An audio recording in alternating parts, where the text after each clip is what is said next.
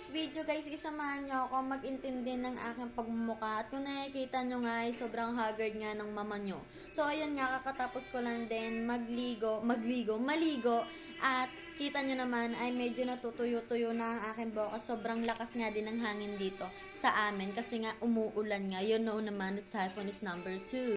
So ayun nga guys, ay shake at kalug-kalugin lang natin ng ating gagamitin sa mukha na BB cream mousse. Wala na. Kailangan ulit bumili ng bago.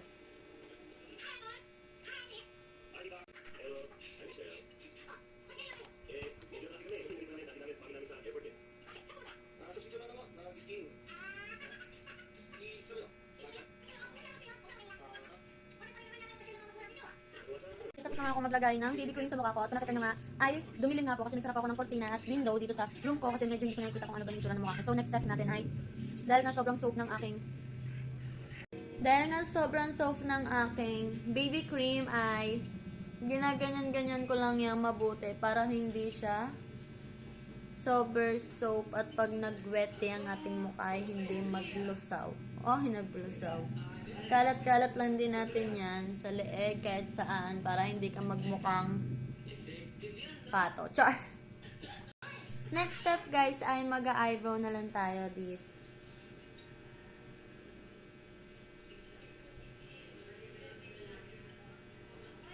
My God, di ko siya magawa ng walang salamin. So ayan guys, kita nyo palaban ng aking kilay na para bang mananapak na. Yun guys, dapat ganyan yung kilay nyo para pag nakita nyo yung jowa nyo ay sampalin nyo na agad-agad. So next step ano pa bang gagawin natin? Di mag-eyeshadow tayo ng pangmalakasan. I-brush lang natin yan. Ganyan. Yan. Ganyan.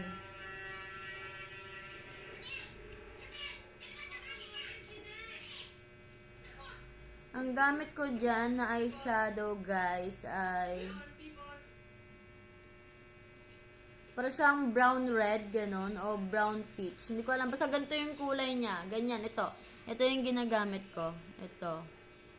Yan. Huwag nyo na lang pansinin kasi talagang gamit na yan. Pinaka-favorite ko talaga ito sa lahat ng eyeshadow ko. Kaya gamit ko na talaga siya.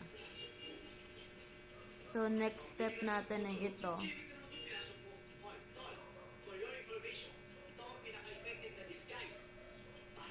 Hindi ko talaga alam kung pantay ba yung kilay ko o hindi. Pero okay na yan kasi nasa bahay lang naman ako.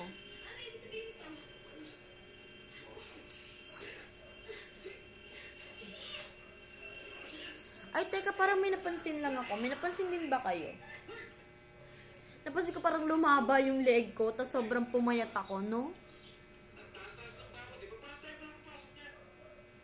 Alam nyo kasi nagkasakit naman talaga ako. At ngayon, dahil nga nagpa-doktor ako, nagkaroon ako na inspection sa baga.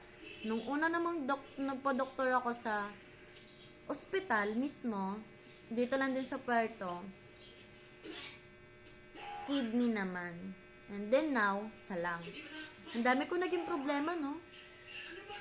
Nung nalaman ko na nagkaroon ako ng inspection sa una ng kidney ko, sobra ako natakot kasi parang dahil sa pag-iinom ko dati o ano ba talaga, dahil sa mga kinakain ko, And then, ayun, hanggang sa nalaman ko na na-infection din yung lungs ko, yung baga ko. So, sobra talaga akong natakot. Yes, sobra talaga ako natakot of that time. So, ayun nga, tapos na tayo maglagay ng eyeshadow. Hindi ako naglalagay ng kahit anong glitter sa pagmumukha ko kasi yan talaga ang pinaka-ayoko guys.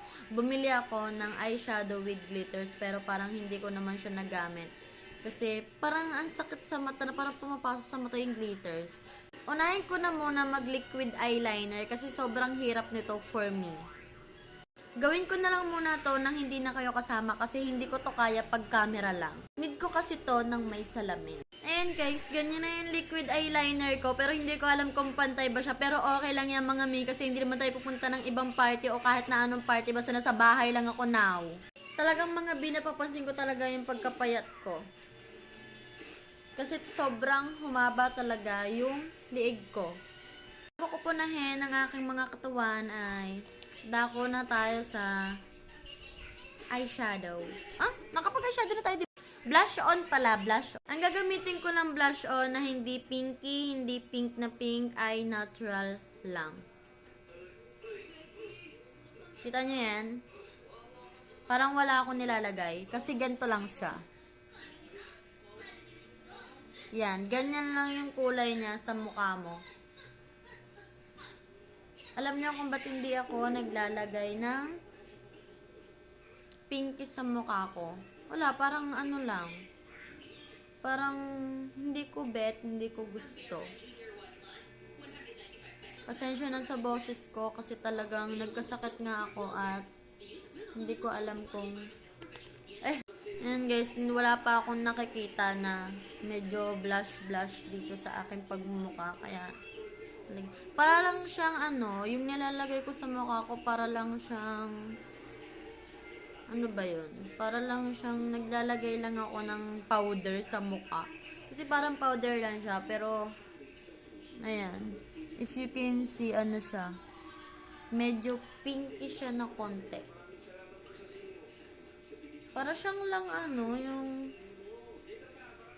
Para siyang foundation na pinky. Ganun. Naglalagay na din ako sa mga ganito ko para talagang pag... nakita ko yung crush ko. Hindi sabihin, ay, para ako si Sasa Girl. Char! Ayan, guys. Naglagay na nga ako sa buong mukha ko kasi hindi naman siya pinky. Ano siya? Para siyang white.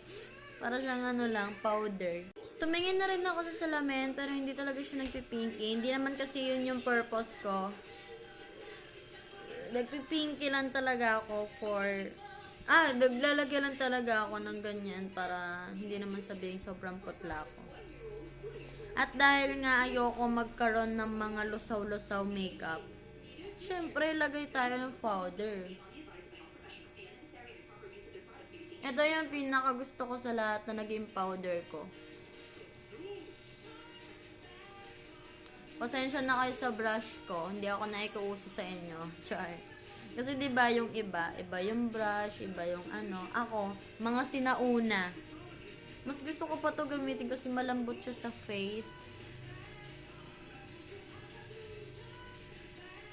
Yan, nagsalamin na nga rin ako dito sa part na 'to.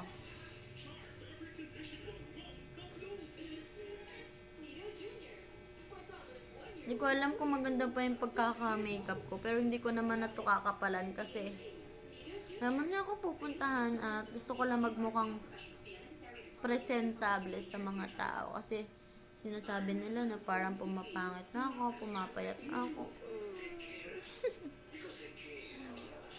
Ayun guys, okay na muna ito. Magpaubos na yung oras natin pero hindi pa ako natatapos. So next na gagawin natin ay lagay lang ako mascara.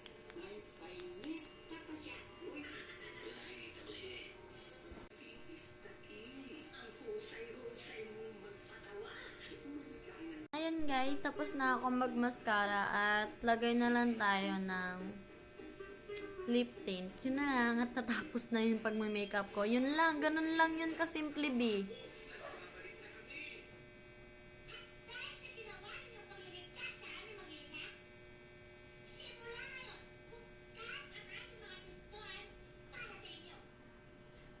So, yun lang guys. Tatapos na nga ako. At I'm sure na nandyan ka pa din. So, yun guys. Natapos na nga akong mag-ayos ng mukha ko. At thank you sa inyong pagsama.